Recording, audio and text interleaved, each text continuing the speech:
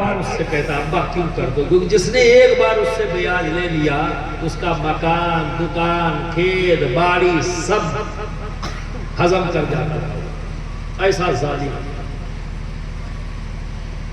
تو جب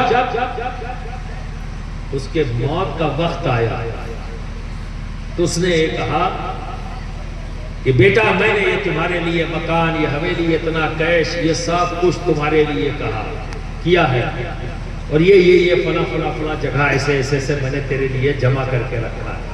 تو بیٹا کہتا ہے مجھے کچھ نہیں چاہیے، آپ کی کمائی کا 1 روپیہ نہیں چاہیے، کیونکہ آپ نے جتنا کمایا ہے سب ناجائز انداز ہے اور ظلم سے کمایا ہے، اور میں اپنے اندر اپنے رب کا اور اس کے حبیب کا خوف محسوس کرتا ہوں، مجھے نہیں چاہیے، اور چونکہ آپ میرے والد ہیں تو میں چاہتا ہوں کہ آپ اپنے ظلم کی توبہ کریں، اپنے رب سے معافی مانگیں۔ آپ کو بڑا احساس ہوتا ہے یار جس کے لیے پوری زندگی کمائے وہی انکار کر رہا ہے تو فائدہ کیا ہوا؟ تب اس وقت وہ اپنے آپ کو خالی ہاتھ مانگ رہا ہے، لیکن جانے کا وقت ہے، آخری وقت چل رہا ہے، اس کو لگتا ہے کہ کسی وقت بھی جا سکتا ہے، تو اپنے بیٹے سے پوچھتا ہے بیٹے کیا میرا رب مجھے معاف کر دے گا؟ کہا بے شک میرا رب بڑا رحیم و کریم ہے، گڑ گڑا کے توبہ کرو، میں بھی تمہارے لیے دعا کروں گا۔ ابا اللہ دعا قبول فرما لے، اور اگر آپ ہمت کریں تو چلیں اللہ کے مقدس عظمت والے گھر، وہاں سے ہم اس سے دعا کرتے ہیں، آپ بھی اپنی توبہ مانگیں، اور پھر وہاں سے پھر اس کے حبیب کے در پر چلیں اور اس کے حبیب کے وسیلے سے دعا مانگیں، انشاءاللہ رب تبارک تعالیٰ آپ کے گناہوں کو معاف کر دے گا، آپ کے ظلم کو معاف کر دے گا۔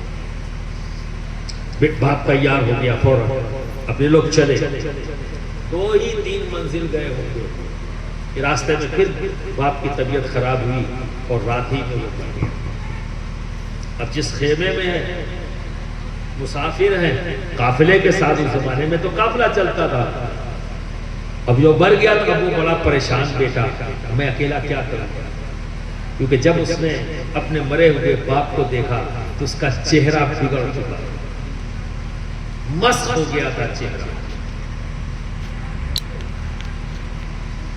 پریشان کہ اکیلے دفن نہیں کر سکتا، اکیلے غسل نہیں دے سکتا اور رکھ بھی نہیں سکتا، قافلے والوں کو پتہ لگے گا کہ کتنی شرمندگی ہوگی جب میرے باپ کا چہرہ دیکھیں گے لوگ۔ تو چہرہ تو مسخ ہو چکا تھا، ڈراؤنا چہرہ بن چکا تھا، لیکن باپ تھا، بیٹے کو محبت ہے اپنے باپ سے، تو رونے لگا اور رو رو کر اپنے رب کی بارگاہ میں دعا کرنے لگا، اور سرکار دو عالم صلی اللہ علیہ وسلم کے وسیلے سے دعا کرتا رہا۔ اسی دعا کرتے کرتے کرتے اس کو آنکھ لگ گئی، دیکھتا کیا ہے کہ اچانک پورا خیمہ نورانی ہو گیا، نور سے بھر گیا، اور ایک عجیب و غریب قسم کی خوشبو جو اس نے کبھی نہیں سونگھی تھی، پورا خیمہ معطر ہو گیا۔ جب اس نورانی ذات کو دیکھا قریب آ رہی ہے، نورانی ذات آئی اس کے باپ کے سر کی طرف کھڑی ہوئی اور اس نے اپنا ہاتھ اس کے چہرے پر پھیر دیا تو اس کے باپ کا چہرہ بالکل کھل گیا، نور برسنے لگا اس کے باپ کے چہرے پر۔ جب یہ کیفیت دیکھی بیٹے نے تو قدموں میں آ گیا، اے رحم کرنے والی ذات، اس مسافرت میں میری مدد کرنے والی ذات آپ کون ہیں؟ تو سرکار دو عالم صلی اللہ علیہ وسلم فرماتے ہیں میں تمہارا نبی ہوں۔ تو بچہ کہتا ہے یا رسول اللہ ابھی تو میں نے کسی کو نہیں بتایا، میں جانتا ہوں یا میرا رب جانتا ہے کہ میرا باپ فوت ہو گیا، ہم نے تو کسی کو نہیں بتایا، یا رسول اللہ آپ کو کیسے پتہ لگا؟ تو بچہ کہتا ہے، سرکار دو عالم صلی اللہ علیہ وسلم فرماتے ہیں کہ تو روزانہ مجھ پر 303 بار درود پڑھتا تھا۔ اس بچے کا ایک روٹین تھا، سونے سے پہلے 303 بار سرکار دو عالم صلی اللہ علیہ وسلم پر درود بھیجتا تھا، پھر سوتا۔ اور درود جب کوئی امتی پڑھتا ہے تو فرشتے اس درود کو لے کر بارگاہ رسالت ماپ میں حاضر ہوتے اور وہاں نام لیتے تھے نبی کی بارگاہ میں، بعد سلام کہتے یا رسول اللہ آپ کے فلاں امتی نے نام لے کر فلاں امتی نے آپ پر درود بھیجا ہے، تو سرکار دو عالم صلی اللہ علیہ وسلم مسکراتے ہیں اور فرماتے ہیں میرے اس امتی پر سلامتی ہو۔ تو آج وہ فرشتہ خالی ہاتھ آیا تو میں نے پوچھا تو اس نے بتایا کہ یہ واقعہ اور اس حالت میں ہے تو میں تیرے پاس یہاں آیا۔